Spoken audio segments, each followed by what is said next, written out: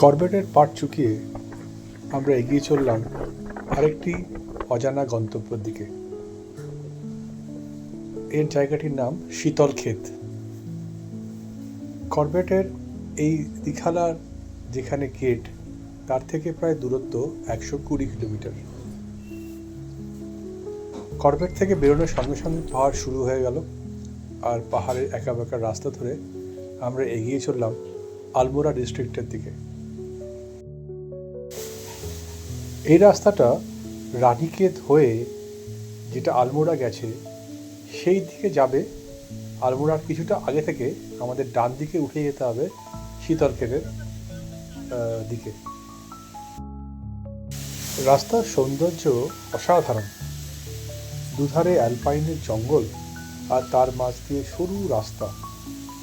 যানবাহনও রাস্তায় খুবই কম। আমরা খুবই এনজয় করতে লাগলাম এই রাস্তায়। এই পিক দেখা যাচ্ছে বাদিকে, আমের দেখতে পাচ্ছ? রাস্তায় চলার পথে হঠাৎ দেখা দিল বাঁ দিকে আকাশ জুড়ে নন্দা ঘণ্টি আর ত্রিশূল। ত্রিশূল আছে। সে এক অসাধারণ দৃশ্য।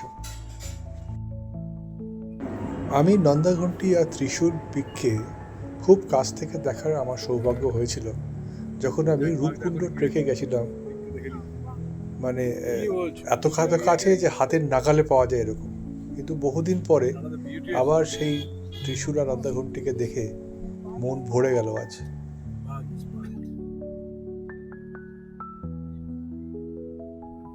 পুরো রেঞ্জ দাঁড়িয়ে আছে।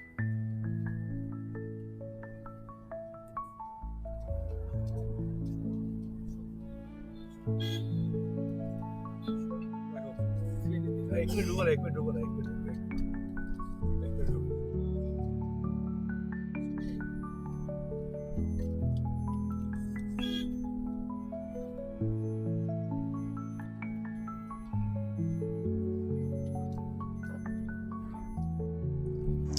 আস্তে আস্তে বেলা গড়িয়ে আসছে আর সূর্য পশ্চিম আকাশে ঢলে পড়ছে।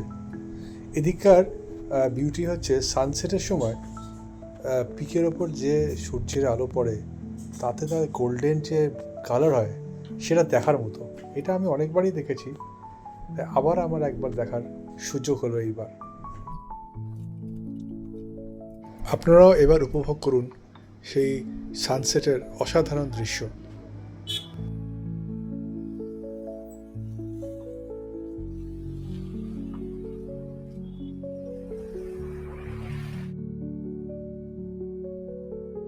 আমি গাড়ি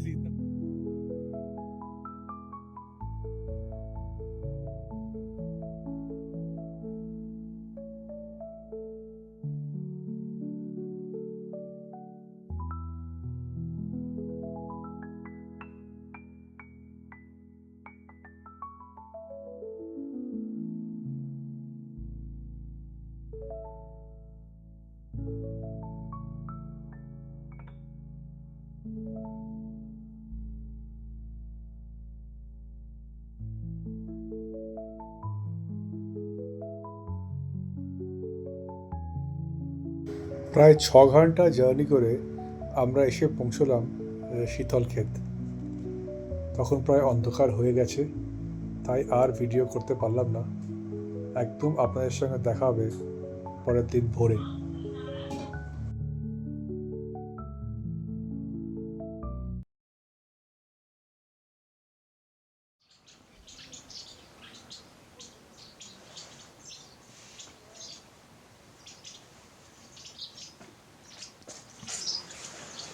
শীতলক্ষেতে সকাল, এখন কটা টাইম? 7:05, সানরাইজ হচ্ছে। আজকে 23 তারিখ। কি অপূর্ব সানরাইজ দেখুন।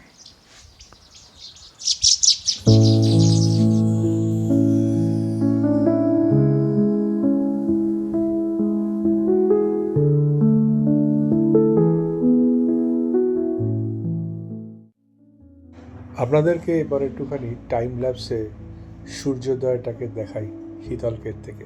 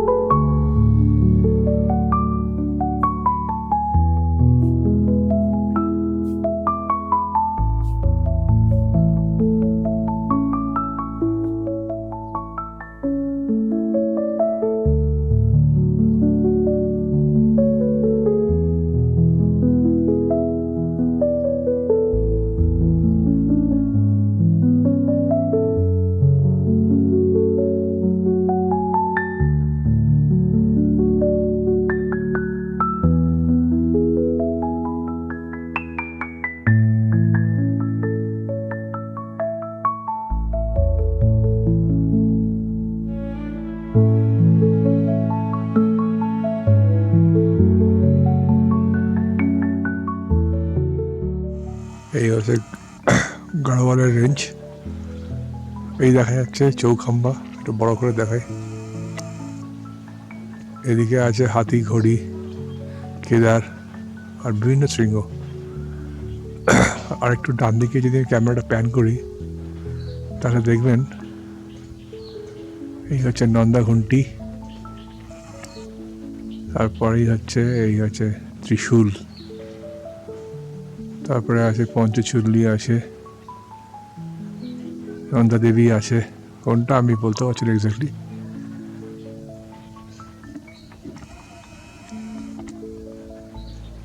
আর এদিকে নেপালের পিক আছে।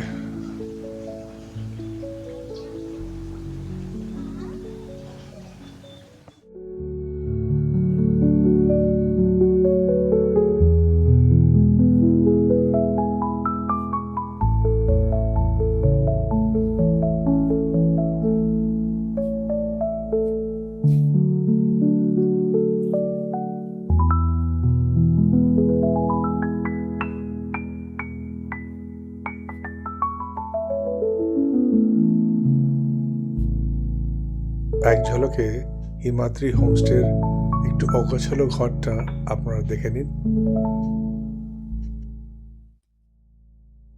আমাদের খুদে মস্তানও ঘুম থেকে উঠে পড়েছে এবং সেও এই সকালে রোদ্দুর এনজয় করছে হিমাদ্রি হোমস্টের বারান্দায় এসে।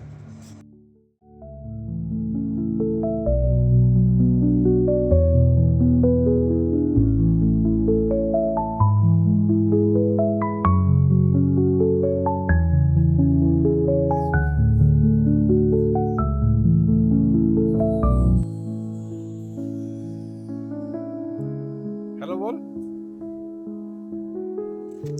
এবার আপনাদের একটু শীতলক্ষেতের এই ছোট্ট গ্রামটা ঘুরে দেখাই। গ্রাম বলতে একটি রাস্তা আর একটা ছোট্ট মার্কেট, এই নিয়ে শীতলক্ষেত। এবং এই যে বাঁ দিকে দেখছেন আমাদের হোমস্টে, নীলাদ্রি হোমস্টে, রুমগুলোর নিচের দিকে। আর এই রাস্তাটা চলে গেছে কুমায়ুন বিকাশ মণ্ডল বিকাশ নিগমের বাংলোর দিকে। ওদেরও দুটোই রুম আছে হিমাদ্রি হোমস্টের মতো। জায়গাটা কিন্তু অসাধারণ, মানে এটা না যদি এসে দেখেন তাহলে আপনাকে ঠিক বোঝাতে পারবো না আমি, এতটাই সুন্দর এই শীতলক্ষেত।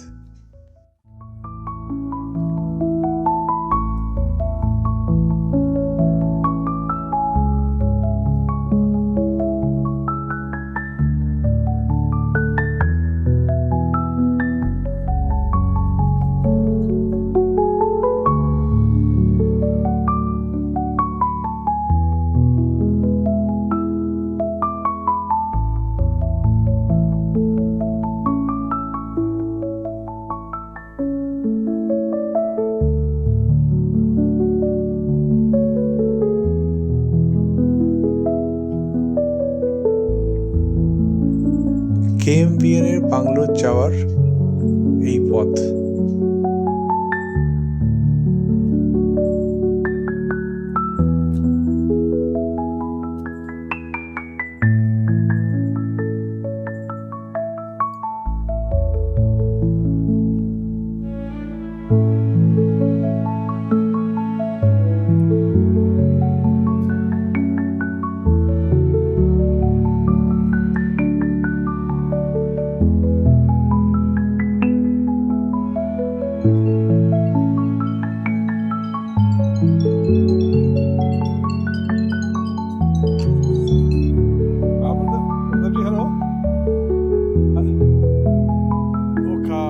ब्रेकफास्ट हो गया?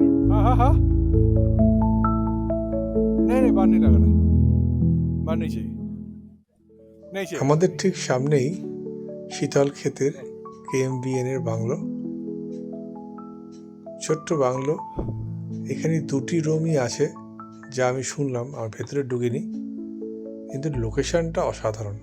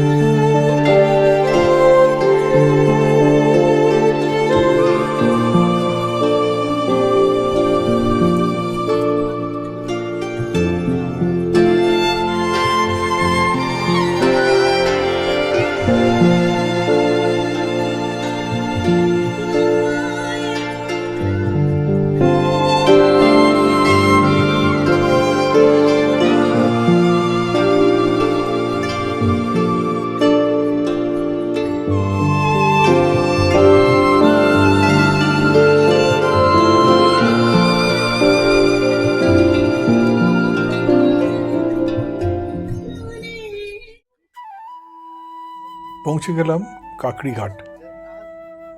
কাকড়িঘাট সম্বন্ধে আপনাদের একটু জানাই। কাকড়িঘাটে স্বামী বিবেকানন্দ 1890 সালে ঠিক এই স্থানেই একটি পিপল গাছের নিচে ধ্যানমগ্ন হয়েছিলেন এবং বিশেষ উপলব্ধি করেছিলেন তিনি। আজ এইখানে আমরা আসতে পেরে আমি নিজেকে খুব ভাগ্যবান মনে করছি। আলমোড়ার বিভিন্ন স্থানে বিবেকানন্দর পায়ের ধুলো পড়েছিল, তার মধ্যে এই কাকড়িঘাট। আসুন আপনাদের জায়গাটা একটু ঘুরে দেখাই।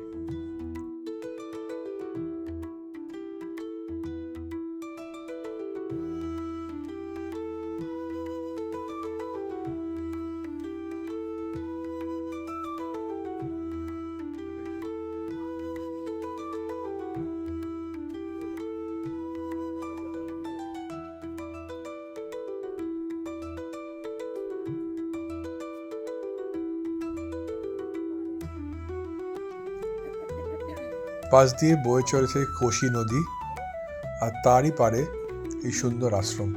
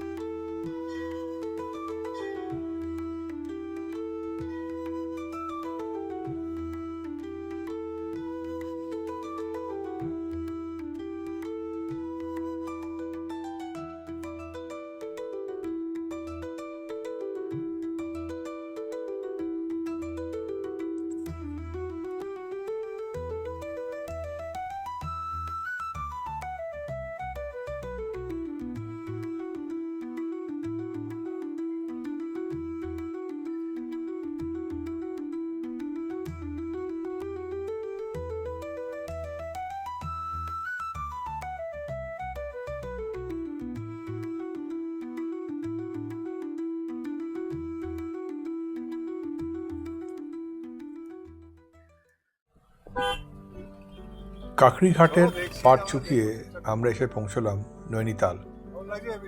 পাশে দেখছেন সেই বিখ্যাত নৈনিতাল লেক, আর তার পাড়ে সারি সারি নৌকো। অসাধারণ এক দৃশ্য, আর ওয়েদারটাও এত ভালো, রোদ ঝলমলে একদম দুপুর।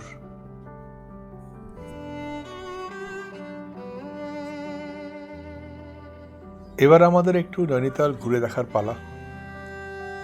চলুন আমরাও দেখি আর আপনাদের একটু দেখাই।